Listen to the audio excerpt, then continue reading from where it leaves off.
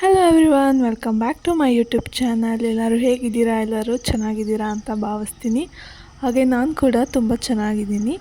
ಇವತ್ತು ನಾವು ನಮ್ಮ ಅಜ್ಜಿ ತಾತನ ಮನೆಯಲ್ಲಿದ್ದೀವಿ. ಅಜ್ಜಿ ತಾತ ಅಂದರೆ ನಮ್ಮಮ್ಮ ಅವರ ಅಪ್ಪ ಅಮ್ಮನ ಮನೆಯಲ್ಲಿದ್ದೀವಿ. ಮುಂಚೆ ಎಲ್ಲ ತುಂಬ ಜನ ಬರ್ತಾಯಿದ್ವಿ. ಅಂದರೆ ನನ್ನ ದೊಡ್ಡಮ್ಮನ ಮಕ್ಕಳು, ನನ್ನ ಕಸಿನ್ಸ್ ಎಲ್ಲ ಬರ್ತಾಯಿದ್ವಿ. ಬಟ್ ಇವಾಗೆಲ್ಲ ಯಾರ್ಯಾರು ಯಾವಾಗ ಫ್ರೀ ಇರ್ತಾರೆ ಅವಾಗ ಬಂದು ಹೋಗೋದು ಮಾಡ್ತಾಯಿರ್ತಾರೆ. ಇಲ್ಲಿ ಬೆಳಗ್ಗೆನೇ ನವಿಲು ನೋಡೋಕ್ಕೆ ಸಿಕ್ತು. ತುಂಬ ದೂರದಿಂದನೇ ವೀಡಿಯೋನ ಮಾಡ್ಕೊಂಡಿದ್ದೀನಿ. ಹತ್ರ ಹೋದರೆ ಓಡಿಬಿಡುತ್ತೆ ಅಂತೇಳಿ. ಇಲ್ಲೆಲ್ಲ ಈ ಥರ ನವಿಲು ನೋಡೋದು ತುಂಬಾ ಕಾಮನ್ನು. ಆದರೆ ಸಿಟಿ ಕಡೆ ಎಲ್ಲ ದುಡ್ಡು ಕೊಟ್ಟು ನೋಡೋಕ್ಕೆ ಹೋಗ್ತಾರೆ. ಹಾಗೆ ನೀವೇನಾದರೂ ನನ್ನ ಚಾನಲ್ನ ಇನ್ನೂ ಸಬ್ಸ್ಕ್ರೈಬ್ ಮಾಡ್ಕೊಂಡಿಲ್ಲ ಅಂದರೆ ಪ್ಲೀಸ್ ಇವಾಗಲೇ ಹೋಗಿ ಸಬ್ಸ್ಕ್ರೈಬ್ ಮಾಡ್ಕೊಳ್ಳಿ. ನನಗಂತೂ ಇಲ್ಲಿ ಬರೋದಂದರೆ ತುಂಬಾ ಇಷ್ಟ. ಏಕೆಂದರೆ ಒಂಥರ ರಿಲ್ಯಾಕ್ಸಿಂಗ್ ಆಗಿರುತ್ತೆ, ಪೀಸ್ಫುಲ್ ಆಗಿರುತ್ತೆ ವಾತಾವರಣ ಅಂತ. ಹಾಗೆ ಬೆಳಗ್ಗೆ ಬ್ರೇಕ್ಫಾಸ್ಟ್ಗೆ ನಾವು ಚಿಕನ್ ಬಿರಿಯಾನಿ ಮತ್ತು ಕಬಾಬ್ ಮಾಡಿದ್ವಿ. ಅದೆಲ್ಲ ಬ್ರೇಕ್ಫಾಸ್ಟ್ ಎಲ್ಲ ಮಾಡಿಕೊಂಡು ನಾವು ಅಲ್ಲಿಂದ ನಮ್ಮ ತೋಟದ ಹತ್ರ ಹೊರಟ್ವಿ. ಆ್ಯಕ್ಚುಲಿ ನಾವು ಇಲ್ಲಿಗೆ ಬಂದು ಒಂದು 15-20 ದಿನ ಮೇಲೆ ಆಗ್ತಾ ಬಂದಿತ್ತು. ನಾವು ಹೋಗೇ ಇರಲಿಲ್ಲ. ಅದರಲ್ಲೂ ಮಳೆ ಬಂದಮೇಲೆ ನಾವು ಹೋಗೇ ಇರಲಿಲ್ಲ. ನಾನು ಮುಂಚೆನೇ ಒಂದು ವಿಡಿಯೋದಲ್ಲಿ ಹೇಳಿದ್ದೆ, ಈಗ ಬೇರೆಯವರು ಲೀಸಿಗೆ ಮಾಡ್ತಾಯಿದ್ದಾರೆ, ನಾವು ಅದನ್ನು ಮಾಡಬೇಕಂತ ಅಂದ್ಕೊಂಡಿದ್ದೀವಿ ಅಂತ. ಸೊ ಇವಾಗ ಅದು ಮಾಡೋ ಪ್ರೊಸೆಸಲ್ಲಿ ಇದ್ದೀವಿ. ಅದರಿಂದ ನಾವು ತುಂಬ ಸಲ ಓಡಾಡೋದೆಲ್ಲ ಮಾಡ್ತಾನೇ ಇದ್ದೀವಿ ಅವಾಗವಾಗ. ಹಾಗೆ ಇಲ್ಲಿ ನೋಡ್ತಾ ಇದ್ದೀರಲ್ವ ಬಾವಿ, ಅದು ನೀರು ಬರ್ತಾ ಇರೋದು ಮಳೆ ನೀರು. ಪಕ್ಕದಲ್ಲಿ ಒಂದು ಚಿಕ್ಕದೊಂದು ಕಾಲುವೆ ಥರ ಇದೆ. ಅದ್ರ ಒಳಗಡೆಯಿಂದ ಮಳೆ ನೀರೆಲ್ಲ ಬರ್ತಾ ಇದೆ. ಹಾಗೆ ಅಲ್ಲೇ ಅಕ್ಕಪಕ್ಕ ತೋಟದವರೆಲ್ಲ ಇದ್ದರು. ಅವ್ರನ್ನೆಲ್ಲ ಮಾತಾಡಿಸ್ಕೊಂಡು ಬರ್ತಾ ಹಂಗೆ ನಮ್ಮ ತೋಟದ ಪಕ್ಕನೇ ಇನ್ನೊಬ್ಬರು ಬೆಂಡೆಕಾಯಿ ಬೆಳೆದಿದ್ರು. ಆ್ಯಕ್ಚುಲಿ ತೊಗೊಳ್ಳೋಣ ಅಂತ ಹೋದೆ, ಬಟ್ ಅಲ್ಲಿ ಯಾರೂ ಇರಲಿಲ್ಲ. ಹಾಗಾಗಿ ಮತ್ತೆ ವಾಪಸ್ ಬಂದೆ. ಬಟ್ ಎಷ್ಟು ಚೆನ್ನಾಗಿ ಬೆಳೆದಿದ್ದಾರೆ ಅಲ್ವಾ, ಆರ್ಗ್ಯಾನಿಕ್ಕಾಗಿ. ಹಾಗೆ ನನಗೆ ಈ ಥರ ತೋಟಗಳೆಲ್ಲ ಓಡಾಡೋದಂದರೆ ತುಂಬ ಇಷ್ಟ. ಬಟ್ ಒಂದೇ ಒಂದು ಭಯ ಏನಂದರೆ ಹಾವಿರುತ್ತೆ ಅಂತ ಅಷ್ಟೇ. ಇದಾದಮೇಲೆ ಈಗ ನೋಡ್ತಾ ಇರೋದು ಇದು ನಮ್ಮ ಜಾಗದ್ದೇನೆ. ಇಲ್ಲಿ ಸಾಂಬಾರು ಸೌತೆಕಾಯಿ ಹಾಕ್ಕೊಂಡಿದ್ದಾರೆ. ಇವಾಗ ಒಂದು 2 ಡೇಸ್ ಆಗಿತ್ತು ಅನಿಸುತ್ತೆ ನೆಟ್ಟು. ಮತ್ತು ಅದೆಲ್ಲ ನೋಡಿಕೊಂಡು ನಾವು ಅಲ್ಲಿಂದ ಹೊರಡೋಷ್ಟರಲ್ಲಿ ಸ್ವಲ್ಪ ಲೇಟ್ ಆಗಿತ್ತು. ನೋಡಿ, ಮೋಡ ಎಲ್ಲ ಫುಲ್ಲು ಕಪ್ಪಗಾಗಿದೆ, ಇನ್ನೇನು ಮಳೆ ಬರೋ ಥರ. ಹಾಗೆ ಗಾಳಿನೂ ಅಷ್ಟೇ ತುಂಬ ಚೆನ್ನಾಗಿ ಬೀಸ್ತಾ ಇತ್ತು. ನಾವು ಅಲ್ಲಿಂದ ಡೈರೆಕ್ಟು ಮನೆಗೆ ಹೊರಟು ಬಂದ್ವಿ. ಅಲ್ಲಿ ಊರಲ್ಲಿ ಏನು ಅಷ್ಟೊಂದು ವೀಡಿಯೋ ಮಾಡೋಕ್ಕಾಗಿರಲಿಲ್ಲ. ನಾನು ನೆಕ್ಸ್ಟ್ ಟೈಮ್ ಯಾವಾಗಾದರೂ ಹೋದಾಗ ನೀಟಾಗಿ ಡೀಟೇಲಾಗಿ ಮನೆಯೆಲ್ಲ ವೀಡಿಯೋ ಮಾಡಿ ತೋರಿಸ್ತೀನಿ. ಹಾಯ್ ಫ್ರೆಂಡ್ಸ್, ನಿನ್ನೆ ನಾನು ಊರಿಗೆ ಹೋಗಿದ್ದೆ, ಎಲ್ಲರೂ ನೋಡಿದ್ದೀರಾ ಅಲ್ವಾ? ಊರಿಗೆ ಹೋಗೋದಂದರೆ ನನಗಂತೂ ತುಂಬ ಇಷ್ಟ. ಒಂಥರ ರಿಲ್ಯಾಕ್ಸಿಂಗ್ ಆಗಿರುತ್ತೆ. ಅದಕ್ಕಾಗಿ ನಾನು ಜಾಸ್ತಿ ವೀಡಿಯೋ ಮಾಡೋಕ್ಕೂ ಆಗಿಲ್ಲ ಅಲ್ಲಿ. ಹಾಗೆ ನಂದು ಕಸಿನ್ಸು, ನನ್ನ ದೊಡ್ಡಮ್ಮ ಎಲ್ಲ ಬಂದಿದ್ರಲ್ಲ, ಅವ್ರ ಜೊತೆ ಎಲ್ಲ ಟೈಮ್ ಸ್ಪೆಂಡ್ ಮಾಡೋದೇ ಆಗುತ್ತೆ ಅಲ್ಲಿ. ಏನು ವೀಡಿಯೋ ಮಾಡೋಕ್ಕಾಗಿಲ್ಲ ಅಷ್ಟೊಂದು. ನೆಕ್ಸ್ಟ್ ಎಲ್ಲ ಯಾವಾಗಾದರೂ ನಿಮಗೆ ಪೂರ್ತಿ ವೀಡಿಯೋ ಮಾಡಿ ತೋರಿಸ್ತೀನಿ. ಆದರೆ ಅದಕ್ಕಿಂತ ಮುಂಚೆ ಊರಲ್ಲಿ ಹಲಸಿನ ಮರದಲ್ಲಿ ಹಲಸಿನ ಕಾಯಿ ಬಿಟ್ಟಿತ್ತು. ಕಾಯಿ ತೊಗೊಂಡು ಬಂದಿದ್ದೀನಿ. ಹಲಸಿನ ಹಣ್ಣಿತ್ತು, ಬಟ್ ತುಂಬ ಮೇಲಿತ್ತು, ಹತ್ತಕ್ಕೆಲ್ಲ ಯಾರೂ ಇಲ್ಲ ಅಂತೇಳಿ ಬರೀ ಕಾಯಿ ತೊಗೊಂಡು ಬಂದೆ. ಹಲಸಿನಕಾಯಲ್ಲಿ ಏನಾದರೂ ರೆಸಿಪಿ ಮಾಡೋಣ ಅಂತ ಇವಾಗ ಇದನ್ನು ಕಟ್ ಮಾಡಿ ಹಲಸಿನಕಾಯಿ ಪಲ್ಯ ಮಾಡೋಣ ಅಂತ ಇದ್ದೀವಿ. ಬನ್ನಿ ನೋಡೋಣ ಹೆಂಗೆ ಮಾಡ್ತೀವಿ ಅಂತ. ಆ್ಯಕ್ಚುಲಿ ಹಲಸಿನಕಾಯಿ ಪಲ್ಯ ಮಾಡೋಣ ಅಂತ ತುಂಬ ಖುಷಿಯಿಂದ ಮಾಡ್ತಾಯಿದ್ದೆ. ಆದರೆ ನೋಡಿ ಅಲ್ಲಿ ಏನಾಗುತ್ತೆ ಅಂತ ನೀವೇ. ಹಲಸಿನಕಾಯಿ ಆಲ್ರೆಡಿ ಸ್ವಲ್ಪ ಹಣ್ಣಾಗ್ಬಿಟ್ಟಿದೆ. ನಮ್ಮಮ್ಮ ಅದೆಲ್ಲ ಸ್ವಲ್ಪ ಪಲ್ಯ ಎಲ್ಲ ಸ್ವಲ್ಪ ಸ್ವೀಟ್ ಅನಿಸುತ್ತೆ, ಬೇಡ ಬಿಡು ಮಾಡೋದು ಇದರಲ್ಲಿ ಅಂತ ಹೇಳ್ಬಿಟ್ರು. ಅದಕ್ಕಾಗಿ ನಾವು ಹಲಸಿನಕಾಯಿ ಪಲ್ಯ ಮಾಡೋದನ್ನ ಅಂದರೆ ನೆಕ್ಸ್ಟ್ ಸಲ ಯಾವಾಗಾದ್ರು ಹೋದಾಗ ಮಾಡೋಣ ಅಂತ ಅಂದ್ಕೊಂಡು ಸುಮ್ಮನಾದ್ವಿ. ಇವಾಗ ಇಲ್ಲಿ ನಾನು ಮಶ್ರೂಮ್ ಗ್ರೇವಿ ಮಾಡ್ತಾಯಿದ್ದೀನಿ. ಇದ್ರ ರೆಸಿಪಿನ ತಿಳಿಸ್ತೀನಿ, ಬನ್ನಿ ನೋಡೋಣ ಹೇಗೆ ಅಂತ. ಮೊದಲಿಗೆ ಮಶ್ರೂಮ್ ಎಲ್ಲ ನೀಟಾಗಿ ವಾಶ್ ಮಾಡಿ ಇಟ್ಕೊಂಡಿದ್ದೀನಿ. ಇವಾಗ ಕಟ್ ಮಾಡ್ತಾಯಿದ್ದೀನಿ. ನೀಟಾಗಿ ಎಲ್ಲ ಒಂದೇ ಸೈಜಲ್ಲಿ ಕಟ್ ಮಾಡಿ, ಆವಾಗ ಎಲ್ಲನೂ ನೀಟಾಗಿ ಕುಕ್ ಆಗಿರುತ್ತೆ ಒಂದೇ ಲೆವೆಲಲ್ಲಿ. ಇಲ್ಲ ಒಂದು ದಪ್ಪ ಒಂದು ಸಣ್ಣ ಎಲ್ಲ ಇದ್ದರೆ ಒಂದೊಂದು ಕುಕ್ ಆಗಿರುತ್ತೆ, ಒಂದೊಂದು ಕುಕ್ ಆಗಿರಲ್ಲ.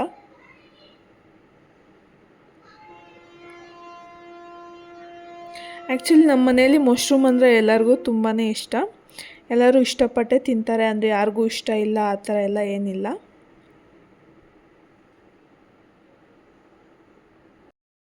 ಆ್ಯಕ್ಚುಲಿ ಮಶ್ರೂಮ್ ಹೆಲ್ತ್ಗೆ ತುಂಬಾ ಒಳ್ಳೆಯದು.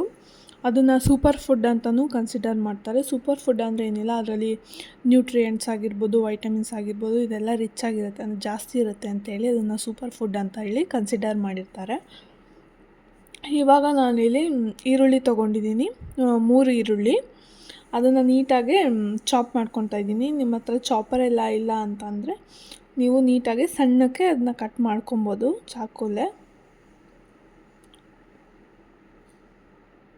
ಹಾಗೆ 3 ಟೊಮೊಟೊ, ಇದನ್ನು ಫುಲ್ಲು ಗ್ರೈಂಡ್ ಮಾಡ್ಕೊತಾ ಇದ್ದೀನಿ ಫುಲ್ ಸ್ಮೂತಾಗಿ.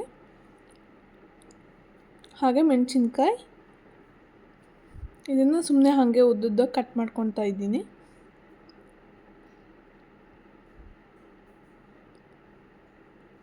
ಇವಾಗ ಒಂದು ಪಾತ್ರೆಗೆ ಎಣ್ಣೆ, ಸ್ವಲ್ಪ ಜೀರಿಗೆ, ಚಕ್ಕೆ, ಏಲಕ್ಕಿ ಹಾಗೆ ಲವಂಗನ ಹಾಕ್ಕೊಂಡು ಫ್ರೈ ಮಾಡ್ಕೊಳ್ಳಿ. ಅದು ನೀಟಾಗೆಲ್ಲ ಫ್ರೈ ಆಗಬೇಕು, ಅದರಲ್ಲಿರೋ ಫ್ಲೇವರ್ ಎಲ್ಲ ಎಣ್ಣೆಗೆ ಅದು ಹೋಗಬೇಕು. ಅದಾದಮೇಲೆ ಸ್ವಲ್ಪ ನಾವೇನು ಕಟ್ ಮಾಡ್ಕೊಂಡು ಇಟ್ಕೊಂಡಿದ್ವಲ್ಲ 3 ಈರುಳ್ಳಿ, ಆ 3 ಈರುಳ್ಳಿನೂ ಹಾಕಿ ನೀಟಾಗಿ ಫ್ರೈ ಮಾಡ್ಕೊಳ್ಳಿ. ಅದೊಂದು ಸ್ವಲ್ಪ ಗೋಲ್ಡನ್ ಬ್ರೌನ್ ಆಗಬೇಕು, ಅಲ್ಲಿವರೆಗೂ ನೀಟಾಗಿ ಫ್ರೈ ಮಾಡಿ. ಹಾಗೆ ನಿಮಗೇನಾದರೂ ಮಶ್ರೂಮ್ ಇಷ್ಟ ಇದ್ದರೆ ಈ ರೆಸಿಪಿನ ಒಂದು ಸಲ ಟ್ರೈ ಮಾಡಿ ನೋಡಿ. ನಿಜವಾಗ್ಲೂ ತುಂಬ ಚೆನ್ನಾಗಾಗಿತ್ತು. ಚಪಾತಿ, ದೋಸೆ ಇದಕ್ಕೆಲ್ಲ ತುಂಬ ಚೆನ್ನಾಗಿ ಮ್ಯಾಚ್ ಆಗುತ್ತೆ. ಇವಾಗ ಕಟ್ ಮಾಡಿ ಇಟ್ಕೊಂಡಿರುವಂಥ ಮೆಣಸಿನ್ಕಾಯಿ ಹಾಕ್ಕೊತಾ ಇದ್ದೀವಿ. ಇದೆಲ್ಲ ಆದಮೇಲೆ ಒಂದು ಸ್ವಲ್ಪ ನೀಟಾಗಿ ಫ್ರೈ ಮಾಡಿ, ಆ ಈರುಳ್ಳಿದು ಏನು ಹಸಿ ಸ್ಮೆಲ್ ಇರುತ್ತೆ ಅದೆಲ್ಲ ನೀಟಾಗಿ ಹೋಗಬೇಕು, ಅಲ್ಲಿವರೆಗೂ ನೀಟಾಗಿ ಫ್ರೈ ಮಾಡ್ಕೊಳ್ಳಿ. ಅದಾದಮೇಲೆ ಸ್ವಲ್ಪ ಜಿಂಜರ್ ಗಾರ್ಲಿಕ್ ಪೇಸ್ಟ್ ಹಾಕ್ಕೊಳ್ಳಿ, ಒಂದು 1.5 ಸ್ಪೂನಷ್ಟು ಹಾಕ್ಕೊಳ್ಳಿ.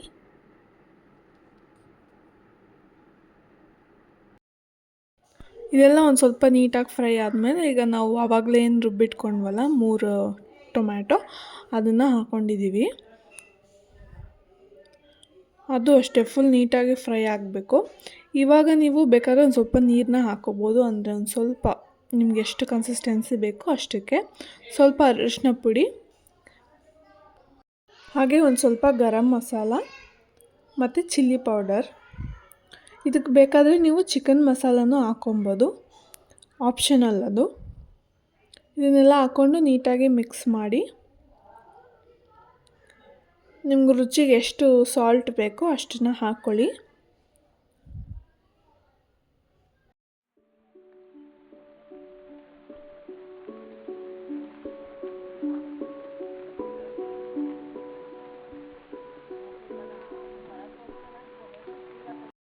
ಇವಾಗ ನಾವು ಆಗಲೇ ಕಟ್ ಮಾಡಿ ಇಟ್ಕೊಂಡಂಥ ಮಶ್ರೂಮ್ನ ಹಾಕ್ಕೊತಾ ಇದ್ದೀನಿ. ಅದನ್ನ ಹಾಕ್ಕೊಂಡು ಒಂದು 3ರಿಂದ 4 ನಿಮಿಷ ಕುಕ್ ಆಗಬೇಕು, ಅಲ್ಲಿವರೆಗೂ ಬಿಟ್ಟಿದ್ದೀನಿ.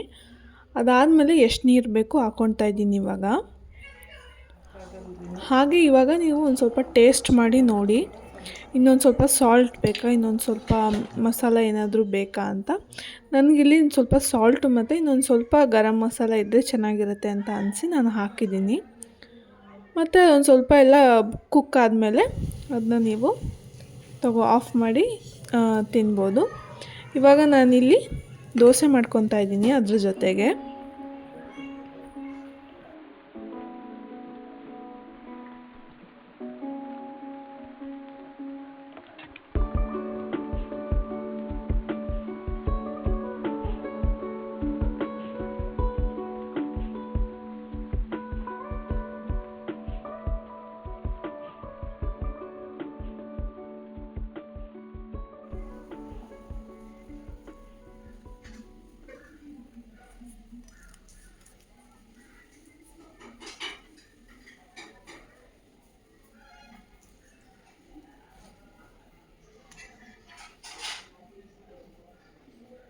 ಚೆನ್ನಾಗಿದೆ.